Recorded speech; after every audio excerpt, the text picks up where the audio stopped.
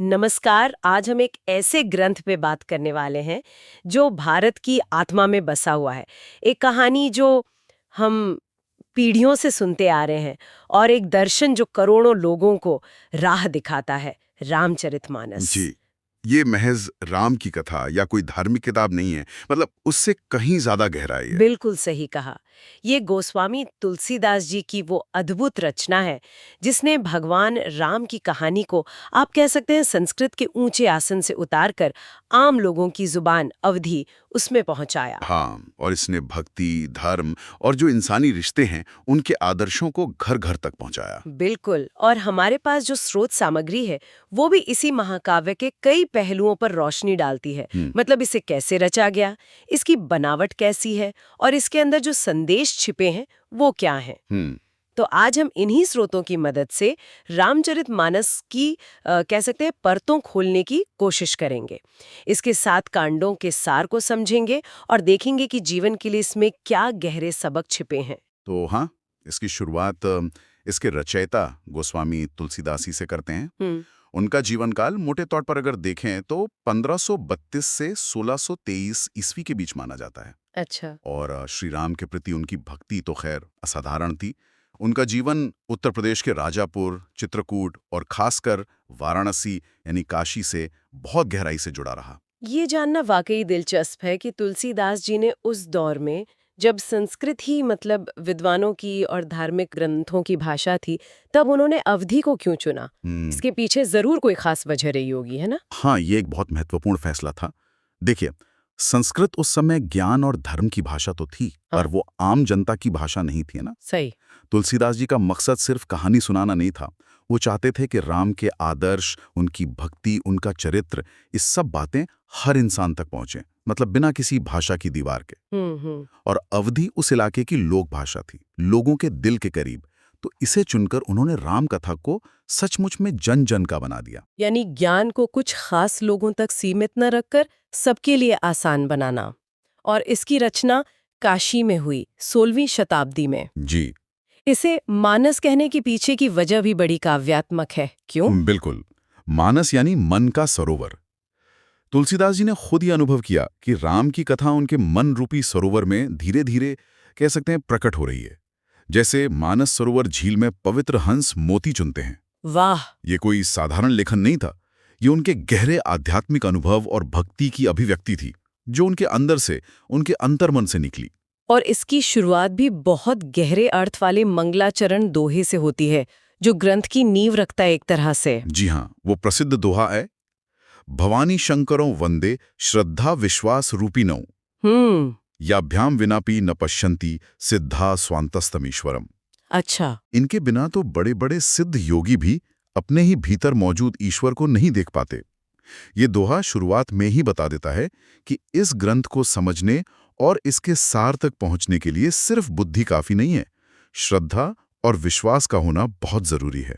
श्रद्धा और विश्वास। इस नींव को समझने के बाद चलिए अब रामचरितमानस की बनावट पर आते हैं। जैसा कि हम जानते हैं, ये 7 हिस्सों में बटा है, जिन्हें कांड कहते हैं। सही। ये 7 कांड एक क्रम में हैं और राम के जीवन की यात्रा को दर्शाते हैं। पहला है बालकांड, फिर अयोध्या कांड, इसके बाद अरण्य कांड, फिर किष्किंधा कांड, हाँ, पांचवा सुंदरकांड। 5वां सुंदरकांड, छठा लंका कांड और अंतिम है उत्तरकांड। हर कांड आप देखें तो जीवन के एक अलग चरण, एक अलग माहौल और अलग चुनौतियों को सामने लाता है। तो अब हम स्रोत सामग्री के आधार पर हर कांड के अंदर थोड़ा झांकने की कोशिश करते हैं। शुरुआत करते हैं पहले कांड बालकांड से। इसमें क्या मुख्य बातें हैं? जी, बालकांड जैसा नाम से ही जाहिर है, भगवान राम के बचपन और उनके शुरुआती जीवन पर केंद्रित है। इसकी शुरुआत होती है राजा दशरथ के पुत्र कामेष्टि यज्ञ से, हाँ। जिसके फलस्वरूप उन्हें 4 पुत्र मिलते हैं, राम, लक्ष्मण, भरत और शत्रुघ्न। हम उनके बचपन, उनकी शिक्षा दीक्षा, गुरु वशिष्ठ के आश्रम में उनके विद्याध्ययन के बारे में पढ़ते हैं। फिर एक अहम मोड़ आता है जब महर्षि विश्वामित्र उन्हें अपने यज्ञ की रक्षा के लिए वन ले जाते हैं। यहाँ राम और लक्ष्मण ताड़का और सुबाहु जैसे राक्षसों का वध करते हैं, अहिल्या का उद्धार करते हैं। और इसी कांड का सबसे बड़ा आकर्षण शायद सीता स्वयंवर है। बिल्कुल। जनकपुर में सीता के विवाह के लिए वो जो शिव धनुष तोड़ने की शर्त होती है, हाँ हाँ। जिसे सिर्फ राम ही पूरा कर पाते हैं, और यहीं राम और सीता का दिव्य विवाह संपन्न होता है। श्रोत में एक चौपाई इस खुशी को अच्छे से दर्शाती है। सुनहु सखी सिय राम बेदेही, विबाहु भय मंगलमय तेही। अच्छा। यानी सखियां आपस में कह रही हैं कि सुनो सीता और राम का ये विवाह कितना मंगलकारी हुआ है। तो ये कांड मूल रूप से उम्मीद, वीरता और दिव्य संयोग की कहानी कहता है। बालकांड की उस खुशी और उत्सव के माहौल के बाद अयोध्या कांड कहानी में एक बहुत ही नाटकीय और भावनात्मक मोड़ लाता है ना? हाँ बिल्कुल। शुरुआत तो राम के राज्याभिषेक की तैयारियों से होती है। पूरी अयोध्या में जश्न का माहौल है। लेकिन तभी वो मंथरा के बहकावे में आकर रानी कैकेयी राजा दशरथ से अपने वो 2 वरदान मांग लेती हैं जो उन्होंने कभी देने का वादा किया था। वही 2 वरदान? हाँ, पहला भरत के लिए अयोध्या का राजसिंहासन और दूसरा राम के लिए 14 साल का वनवास। और ये एक झटके में सारी खुशियों को जैसे मातम में बदल देता है। पिता के वचन की लाज रखने के लिए राम बिना कोई सवाल किए वन जाने को तैयार हो जाते हैं। जी। उनके साथ सीता और लक्ष्मण भी हट करके चल पड़ते हैं। वो दृश्य बहुत ही मार्मिक है। अयोध्या जैसे वीरान हो जाती है।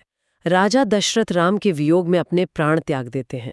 और भरत जब ननिहाल से लौटते हैं और उन्हें सब पता चलता है तो वो अपनी माँ कैकेयी पर बहुत गुस्सा होते हैं और राम को वापस लाने के लिए चित्रकूट जाते हैं। चित्रकूट में भरत मिलाप का प्रसंग, वो तो बहुत ही भावुक करने वाला है। हाँ। भरत राम से लौटने की जिद करते हैं, पर राम पिता के वचन से बंधे होने के कारण मना कर देते हैं। सही। तब भरत हार कर राम की खड़ाऊं मतलब चरण पादुकाएं लेकर अयोध्या लौटते हैं और उन्हें सिंहासन पर रखकर खुद एक तपस्वी की तरह नंदीग्राम में रहते हुए राजकाज चलाते हैं। ये कांड त्याग, कर्तव्य पालन और पारिवारिक प्रेम की पराकाष्ठा दिखाता है। वो जो श्रोत में चौपाई दी गई है, राम ही केवल प्रेम प्यारा, जान लेहु जो जान निहारा, वो यहाँ बिल्कुल सटीक बैठती है। सही। ये बताती है कि राम के लिए बाहरी आडंबर नहीं, बल्कि सच्चा प्रेम और कर्तव्य ही सबसे जरूरी है, चाहे वो कितना भी मुश्किल क्यों ना हो। अयोध्या कांड का ये त्याग और कर्तव्य परायणता ये आगे चलकर अरण्य कांड की घटनाओं की जमीन तैयार करती है। अरण्य यानी जंगल। तो इस कांड में मुख्य रूप से राम, सीता और लक्ष्मण के वनवास के जीवन का वर्णन है। सही? हाँ बिल्कुल। वे दंडकारण्य नाम के एक घने जंगल में प्रवेश करते हैं, जहां वे कई ऋषि मुनियों से मिलते हैं, उनसे आशीर्वाद लेते हैं और असुरों का संहार करके उनकी रक्षा भी करते हैं। यहीं पर कहानी में एक और बड़ा मोड़ आता है, जब रावण की बहन शूर्पणखा वहां आती है और राम लक्ष्मण पर मोहित हो जाती है। लक्ष्मण फिर गुस्से में आकर उसकी नाक और कान काट देते हैं। और यहीं से वो बदले की भावना शुरू होती है। शूर्पणखा अपने भाई खर और दूषण के पास जाती है। वे अपनी सेना लेकर राम से लड़ने आते हैं, लेकिन राम अकेले ही उन सबका संहार कर देते हैं। जी। ये खबर जब लंका पहुंचती है तो रावण क्रोधित होता है और राम से बदला लेने की ठान लेता है। बिल्कुल। और यहीं पर रावण वो कुटिल चाल चलता है जो रामायण की दिशा ही बदल देती है, सीता हरण। वो मारीच नाम के राक्षस को एक खूबसूरत सोने का हिरण बनाकर भेजता है। हाँ, वो स्वर्णमृग। वही। सीता जी उसे देखकर मोहित हो जाती हैं और राम से उसे लाने का आग्रह करती हैं। राम उसके पीछे जाते हैं। कुछ देर बाद मारीच जोर से हा लक्ष्मण चिल्लाता है। सीता घबराकर लक्ष्मण को राम की मदद के लिए भेजती हैं। और लक्ष्मण अनिच्छा से वो रेखा खींचकर जाते हैं, जिसे लक्ष्मण रेखा कहते हैं। जी। और सीता को उसके बाहर ना निकलने को कहते हैं। उनके जाते ही रावण एक साधु का वेश बनाकर आता है और भिक्षा मांगने के बहाने छल से सीता का हरण करके उन्हें पुष्पक विमान में लंका ले जाता है। रास्ते में पक्षीराज जटायु सीता को बचाने की कोशिश करते हैं, रावण से लड़ते हैं, लेकिन घायल होकर गिर पड़ते हैं। जब राम और लक्ष्मण लौटकर कुटिया को खाली पाते हैं तो वे व्याकुल हो उठते हैं। उनका विलाप बहुत ही मार्मिक है। यही मरणासन्न जटायु से उन्हें पता चलता है कि रावण सीता को दक्षिण दिशा में ले गया है। इसके बाद राम और लक्ष्मण सीता की खोज में निकल पड़ते हैं। स्रोत यहाँ फिर उसी चौपाई का जिक्र करता है, राम ही केवल प्रेम पियारा, जानी लेहूं जो जान निहारा। शायद ये दिखाने के लिए कि इस मुश्किल समय में भी राम का आधार उनका प्रेम और धर्म ही है। हाँ, ये संभव है। अरण्य कांड के बाद आता है किष्किंधा कांड। सीता की खोज करते करते राम और लक्ष्मण किष्किंधा पर्वत के पास पहुंचते हैं। अच्छा। यहाँ उनकी मुलाकात हनुमान जी और वानरराज सुग्रीव से होती है। सुग्रीव को उसके बड़े भाई बाली ने राजपाट से बेदखल कर दिया था और उसकी पत्नी को भी छीन लिया था। राम सुग्रीव की दुख भरी कहानी सुनते हैं और उसकी मदद करने का वादा करते हैं। और राम अपना वादा निभाते भी हैं। वे बाली का वध करके सुग्रीव को किष्किंधा का राजा बनाते हैं और उसकी पत्नी रूमा को वापस दिलाते हैं। जी। बदले में सुग्रीव भी अपनी पूरी वानर सेना को सीता माता की खोज में लगाने का वचन देता है। हाँ, सुग्रीव अपनी विशाल वानर सेना को 4 अलग-अलग दिशाओं में सीता की खोज के लिए भेजता है। हनुमान जी, अंगद जो बाली के पुत्र थे, और जांबवंत जैसे वीर योद्धाओं का दल दक्षिण दिशा की ओर जाता है, क्योंकि जटायु ने उसी तरफ इशारा किया था। हाँ, इस कांड में दोस्ती, वचनबद्धता और सेवा का भाव प्रमुख है। हनुमान जी का समर्पण यहाँ से दिखना शुरू होता है। स्रोत में दी गई चौपाई, राम काजू कीने बिनु मोहे कहाँ विश्राम, इसी भावना को दर्शाती है। हाँ, इसका मतलब है कि जब तक मैं राम का काम पूरा नहीं कर लेता, मुझे आराम कहाँ। बिल्कुल, ये हनुमान जी की अटूट निष्ठा और सेवा भाव का प्रतीक है। किष्किंधा कांड में जहां खोज की तैयारी होती है, वहीं 5वां कांड सुंदर कांड, वो तो पूरी तरह से हनुमान जी के पराक्रम, उनकी बुद्धि और उनकी भक्ति को ही समर्पित है। ये शायद रामचरितमानस का सबसे ज्यादा पढ़ा जाने वाला हिस्सा भी है। बिल्कुल। इसमें हनुमान जी के अद्भुत कारनामों का वर्णन है। वे जांबवंत से अपनी भूली हुई शक्तियों का ज्ञान पाकर विशाल समुद्र को एक ही छलांग में लांग जाते हैं। कमाल है। रास्ते में सुरसा और सिंगिका जैसी बाधाओं को पार करते हुए वे लंका पहुंचते हैं। रात के समय वे छोटा रूप धरकर लंका में प्रवेश करते हैं। विभीषण जो रावण के भाई हैं, उनसे उनकी भेंट होती है, जो राम भक्त हैं। फिर वे अशोक वाटिका पहुंचते हैं, जहां सीता जी दुखी अवस्था में एक पेड़ के नीचे बैठी हैं। हनुमान जी पेड़ पर छिपकर पहले देखते हैं, फिर राम की दी हुई अंगूठी नीचे गिराते हैं। सीता जी उसे पहचान लेती हैं। तब हनुमान जी सामने आकर अपना परिचय देते हैं, उन्हें राम का संदेश सुनाकर धीरज बंधाते हैं और सीता जी से चूड़ामणि निशानी के रूप में लेकर वापस जाने की तैयारी करते हैं। लेकिन जाने से पहले वे रावण को अपनी शक्ति का परिचय देना चाहते हैं। वे अशोक वाटिका को उजाड़ देते हैं, रावण के भेजे कई राक्षस योद्धाओं और उसके पुत्र अक्षय कुमार का वध कर देते हैं। अच्छा। अंत में मेघनाथ, रावण का बेटा, उन्हें ब्रह्मास्त्र से बांधकर रावण की सभा में ले जाता है। वहां हनुमान जी बिना डरे रावण को समझाते हैं, पर रावण गुस्से में उनकी पूंछ में आग लगाने का आदेश दे देता है। और यहीं हनुमान की अपनी चतुराई दिखाते हैं, है ना? वे अपनी पूंछ को बढ़ाते जाते हैं और उसमें लगी आग से पूरी सोने की लंका को जला डालते हैं, सिवाय विभीषण के घर के। हाँ, लंका दहन के बाद वे वापस समुद्र पार करके अपने दल के पास पहुंचते हैं और फिर सब मिलकर राम को सीता का शुभ समाचार देते हैं। श्रोत सही कहता है कि सुंदरकांड का पाठ आज भी लोग बड़े विश्वास और श्रद्धा से करते हैं। हाँ, क्योंकि ये आत्मविश्वास, साहस और भक्ति की अद्भुत कहानी है। इसकी वो प्रसिद्ध चौपाई जो हनुमान चालीसा का भी हिस्सा है, यही दर्शाती है। जय हनुमान ज्ञान गुण सागर, जय कपीस तिहु लोक उजागर। बिल्कुल। सुंदरकांड में हनुमान जी के लंका जाकर वापस आने के बाद शुरू होता है युद्ध का अध्याय, यानी लंका कांड। राम अपनी पूरी वानर और भालू सेना के साथ समुद्र तट पर पहुंच जाते हैं। अब चुनौती है, इस विशाल समुद्र को पार कैसे किया जाए। विभीषण जो रावण का साथ छोड़कर राम की शरण में आ गए हैं, वे सलाह देते हैं।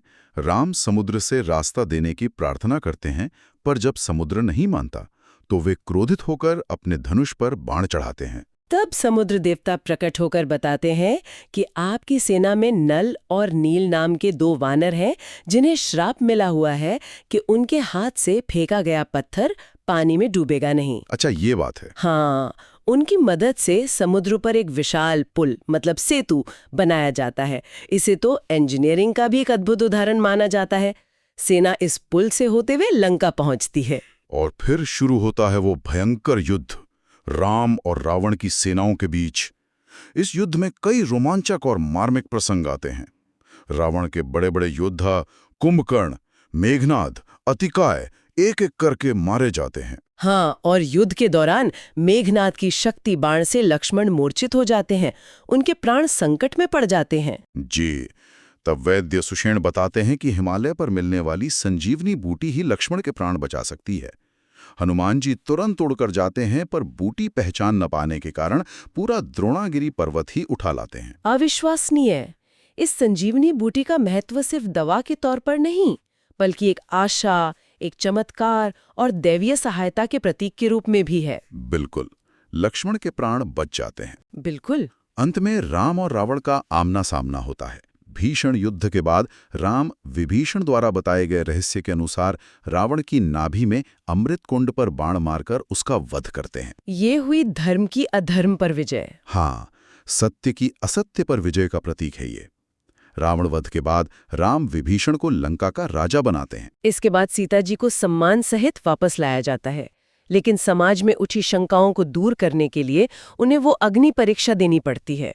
जी, अग्नि परीक्षा, जिसमें से वे सकुशल बाहर आती हैं, उनकी पवित्रता सिद्ध होती है। इस कांड का सार इसी विजय और शुद्धि में है। स्रोत की चौपाई, सिया राम मैं सब जग जानी, करूं प्रणाम जोरी जुग पानी, इस भाव को दर्शाती है। हाँ, कि अंततः सब कुछ उसी ईश्वर यानी सिया राम का रूप है। और इस दृष्टि से देखने पर शत्रुता या भेद नहीं रह जाता। लंका विजय और सीता की अग्नि परीक्षा के बाद आता है अंतिम कांड, उत्तरकांड। 14 वर्ष का वनवास पूरा हो चुका है। राम, सीता, लक्ष्मण और पूरी वानर सेना पुष्पक विमान में बैठकर अयोध्या लौटते हैं। अयोध्या में उनका जबरदस्त स्वागत होता है। भरत उन्हें राज्य सौंपते हैं और राम का भव्य राज्याभिषेक होता है। इसी कांड में तुलसीदास जी राम राज्य का एक आदर्श चित्र प्रस्तुत करते हैं। एक ऐसा राज्य जहां कोई दुखी नहीं, कोई बीमार नहीं, कोई गरीब नहीं। हाँ, सब लोग धर्म के रास्ते पर चलते हैं, प्रकृति अनुकूल है, पूर्ण शांति और समृद्धि है। ये आज भी एक आदर्श शासन व्यवस्था का पैमाना माना जाता है। हाँ, लेकिन कहानी यहाँ खत्म नहीं होती। इसमें एक दुखद मोड़ भी आता है। कुछ समय बाद अयोध्या में किसी धोबी द्वारा सीता जी के चरित्र पर उंगली उठाने की बात राम तक पहुंचती है। ओह! लोकापवाद, मतलब प्रजा के बीच फैली अफवाह के कारण राजा के धर्म का पालन करते हुए राम को अत्यंत दुख के साथ गर्भवती सीता का त्याग करना पड़ता है। लक्ष्मण उन्हें वाल्मीकि ऋषि के आश्रम के पास छोड़ाते हैं। ये तो बहुत दुखद है। वहीं वाल्मीकि आश्रम में सीता 2 जुड़वा पुत्रों लव और कुश को जन्म देती हैं। वे वहीं बड़े होते हैं और शस्त्र और शास्त्र विद्या में निपुण होते हैं। जी। बाद में जब राम अश्वमेध यज्ञ करते हैं तो लव और कुश यज्ञ के घोड़े को पकड़ लेते हैं। युद्ध की नौबत आती है और अंत में वे राम के सामने वाल्मीकि द्वारा रचित रामायण का गान करते हैं। राम उन्हें पहचान लेते हैं। फिर क्या होता है? सीता को फिर से दरबार में बुलाया जाता है अपनी पवित्रता साबित करने के लिए। इस बार सीता दुखी होकर धरती माता से प्रार्थना करती हैं कि यदि वे पवित्र हैं तो धरती उन्हें अपनी गोद में स्थान दे। और धरती फटती है और सीता उसमें समा जाती है। हाँ, उत्तरकांड में आगे राम कथा के महत्व, भक्ति की महिमा, ज्ञान और वैराग्य पर भी चर्चा है। अंततः राम अपने भाइयों और भक्तों सहित सरयू नदी में प्रवेश करके अपने मानव अवतार का समापन करते हैं। अच्छा, इस कांड की शुरुआत की चौपाई राम राज बैठे त्रिलोका, हर्षित भई गए सब शोका, राम राज्य के उस शुरुआती सुखद दौर का वर्णन करती है जब राम के सिंहासन पर बैठने से तीनों लोकों के दुख दूर हो गए थे। जी। तो ये थे 7 कांड, राम के जन्म से लेकर उनके पृथ्वी छोड़ने तक की पूरी यात्रा। अगर हम अब थोड़ा पीछे हटकर देखें कि इन सभी स्रोतों से रामचरितमानस का सार क्या निकलता है, तो क्या कहेंगे आप? देखिए, ये ग्रंथ आदर्शों का एक विशाल कैनवस है। इसमें हमें आदर्श पुत्र मिलते हैं राम, आदर्श भाई लक्ष्मण भरत, आदर्श पत्नी सीता, आदर्श भक्त और सेवक हनुमान। हाँ, आदर्श मित्र भी हैं सुग्रीव, विभीषण। बिल्कुल, आदर्श शत्रु भी कह सकते हैं रावण, जो अपनी कुछ मर्यादाओं में रहता है। और सबसे बढ़कर एक आदर्श राजा और मर्यादा पुरुषोत्तम राम के चरित्र देखने को मिलते हैं। ये हमें धर्म, कर्तव्य, वचन पालन, त्याग, न्याय और प्रेम जैसे मूल्यों की शिक्षा देता है। तो ये सिर्फ कहानी नहीं, बल्कि एक तरह से जीवन जीने की नियमावली है। ये रिश्तों को निभाने, मुश्किलों का सामना करने और जो नैतिक दुविधाएं आती हैं जीवन में, उनके बीच सही रास्ता चुनने की प्रेरणा देता है। हाँ। और जैसा कि हमने देखा, तुलसीदास जी बार बार एक बात पे बहुत जोर देते हैं। हाँ, वही चौपाई, राम ही केवल प्रेम प्यारा, जाने लेहू जो जाने निहारा। उनका मानना था कि ईश्वर तक पहुंचने के लिए बड़े बड़े यज्ञ, कर्मकांड या ज्ञान से भी ज्यादा जरूरी है सच्चा, निष्काम प्रेम और अटूट भक्ति। ये शायद उस भक्ति आंदोलन का भी प्रभाव था जिसके दौर में तुलसीदास जी लिख रहे थे। ये सरल रास्ता उन्होंने सबके लिए खोला। मेरे ख्याल से यही रामचरितमानस का केंद्रीय संदेश है, प्रेम और भक्ति का मार्ग। तो कुल मिलाकर रामचरितमानस हमारे सामने इंसानी रिश्तों और सामाजिक व्यवस्था का एक आदर्श रखता है। अब यहाँ एक सोचने वाली बात ये उभरती है कि सदियों पहले रचे गए इस ग्रंथ में जो आदर्श दिखाए गए हैं, चाहे वो राम राज्य का आदर्श हो, पारिवारिक रिश्तों का आदर्श हो या भक्ति और कर्तव्य का संदेश हो, वो आज की हमारी तेज रफ्तार जटिल दुनिया में कितने मायने रखते हैं। क्या आज भी हम इन आदर्शों से कुछ सीख सकते हैं, उन्हें अपने जीवन में उतार सकते हैं? ये एक बड़ा सवाल है। ये सवाल बहुत महत्वपूर्ण है और इसका जवाब शायद हर किसी को अपने अंदर ही खोजना होगा। रामचरितमानस सिर्फ एक अतीत का दस्तावेज नहीं है, ये एक आईना भी है जिसने हम अपने आज के समाज और अपने खुद के जीवन को देख सकते हैं और सोच सकते हैं कि उन शाश्वत मूल्यों को हम कैसे जी सकते हैं। ये सिर्फ पढ़ने सुनने से ज्यादा जीवन में अपनाने का ग्रंथ है। बिल्कुल। रामचरितमानस की इस गहरी यात्रा में हमारे साथ चलने के लिए धन्यवाद। उम्मीद है इस चर्चा से कुछ नए पहलू सोचने को मिले होंगे।